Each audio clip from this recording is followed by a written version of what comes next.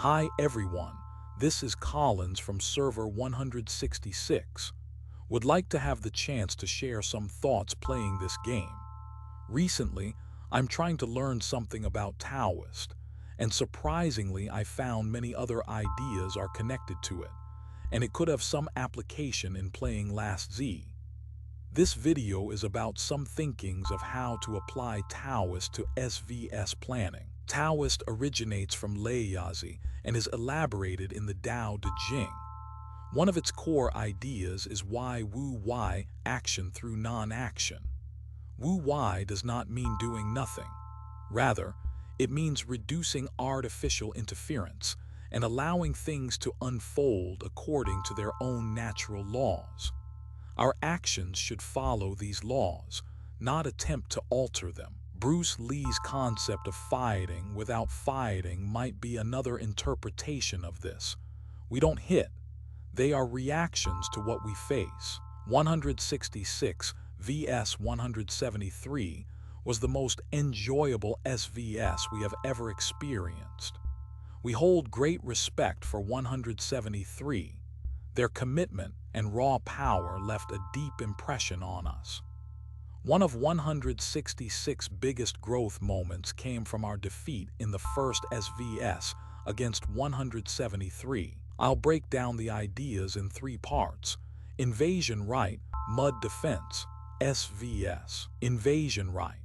A common truth in SVS is that the defender holds the advantage, which includes having at least 1 week to set up defensive formations, instead of figuring things out when the battle begins. Being able to choose each alliance's defensive position. Members of the same alliance can stand together. Members can switch alliances freely. Being able to use cities and seasonal buildings as highways. The defender starts with a larger proportion of mud, thus gaining an edge in defensive power. Clearing bases requires base attacks, which cause troop death for the attacker, while the defender suffers only troop injury. A natural principle is, Tao or energy of the universe is always flowing instead of staying. The weak actually benefits more from Tao. This principle cannot be explained by scientific methods. It is not a matter of logic but must be understood through life experience. Although in terms of combat power, 166 and 173 are comparable, we regard ourselves as the weaker side. Then the decision becomes simple. Of course, we should choose to be the defender, so as to leverage the inherent advantages that come with it. Mud defense. We try to understand Bruce Lee's fighting style. Be water, my friend.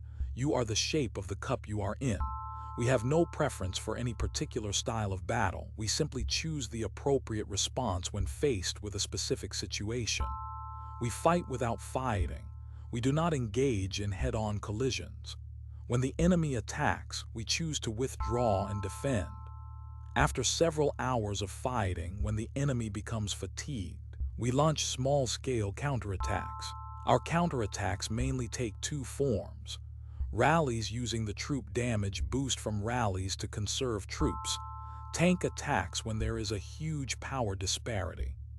Our strongest accounts are teleported time and again, which looks cool in YouTube videos, but actually weakens the opponent's own combat effectiveness, because it violates the game's intrinsic design for battles. SVS. Sun Tzu's Art of War tells us, win first, then seek battle. I understand this as being consistent with Taoist thought. After successes in invasion right and mud defense, the probability of victory has already shifted in our favor. Half of the SVS is effectively over. The precondition for a successful mud defense is our choice to be the defender, so the entire strategy is coherent from start to finish. When both sides first engage, their troops are relatively abundant, though the opponent has already spent some in mud attacks, but the advantage is not yet pronounced. At this point, we should not forcefully attack the opponent's strongest bases. Instead, we hold the capital ratio steady and wait for the right moment. Since the top combat powers of both sides are roughly equal, the capital ratio never widens much, and both sides are losing troops. When the capital battle has lasted for a certain time, and the opponent's troop numbers begin to show gaps, that is the best time to attack their strongest bases. From there, a positive cycle forms.